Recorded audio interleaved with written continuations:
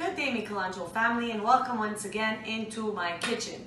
So today I'm going to be explaining to you the new Canada's food guide and the new recommendations, as well as the way a plate should look.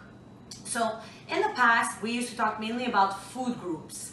Nowadays, we're talking about nutrients. So I'll explain first how a plate should look, and then I'm going to explain you the different types of nutrients that you should have on your plate every meal. So here is Canada's food guide. As you can see, this is how the plate should look.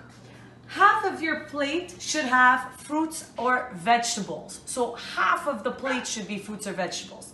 Then there should be a quarter of the plate that's whole grains. Sorry, that's my dog Bailey. He always wants attention. So then a quarter of the plate should have whole grains. I'll explain in a minute. And a quarter of the plate are proteins. So it's no longer food groups. Instead, what we're looking at are fruits and vegetables, half your plate.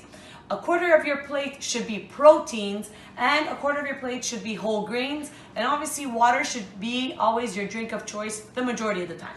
So now I'll explain what each of them are and what we find in each category. So as you can see up here, I kind of put more of my fruits and vegetables out because that's the majority of our plate should be fruits and vegetables. So things like carrots, avocado, tomatoes, strawberries, peppers, bananas, cucumbers, grapes, melon, pineapple, mangoes. You could even have some dried fruit. Here I have figs. Dried fruit could also be it. So this is about half your plate.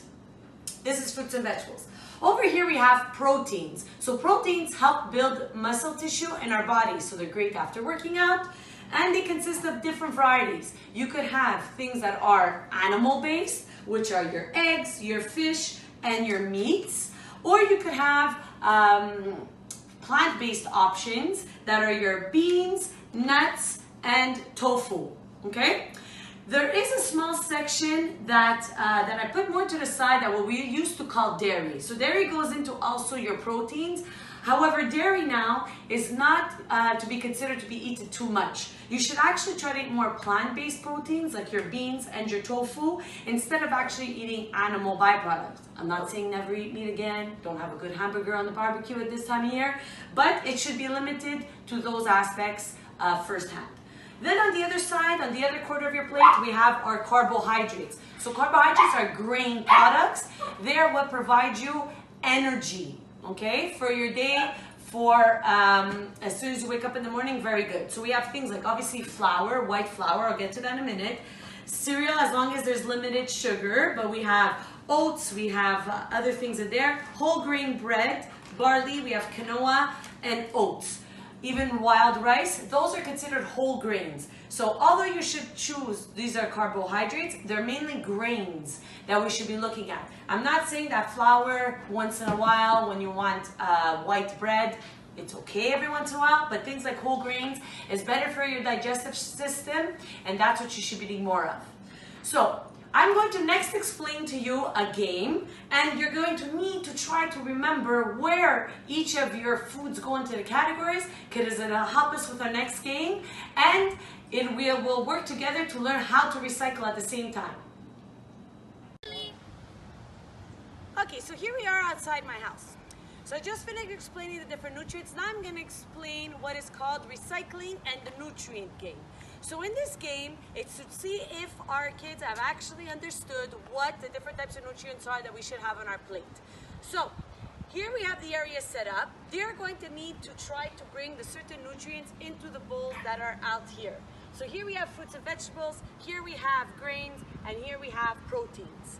Okay? Now, with the recycling of that I just explained, what we could do is, all this goes in the recycling anyway, so why not play a game? So here I have a box of strawberries, here I have the bag that the grapes were in, here I have a box of cereal. All this can be used as a game to try to get your child to go put them in the right area. Now, I have a smaller area here, so they won't go very far. If you have a bigger space, you could make the distance a little bit bigger. If you want, you could try skipping to each, you could try galloping to each, you could try running to each. So it all depends. So the way it's going to work is that they're going to go at the same time to try to put these in the right category. Now I put bowls just because it's a windy day. If not, you could just put a little hula hoop and they go put it there right after. If you have play food. If your kids have a kitchen, that's great to play this game as well. So here I'm going to explain it again. Fruits and vegetables. Grain products will go there, and proteins will go there. For now, you get to just run, and you go as quickly as you can to try to put in each category. Okay? So, we'll put in the middle. You ready? You look a little bit excited. You ready? Yes. Go!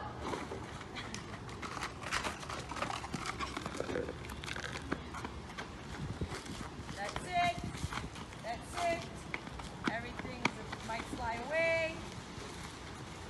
Oh, trick object, chips. We'll discuss that.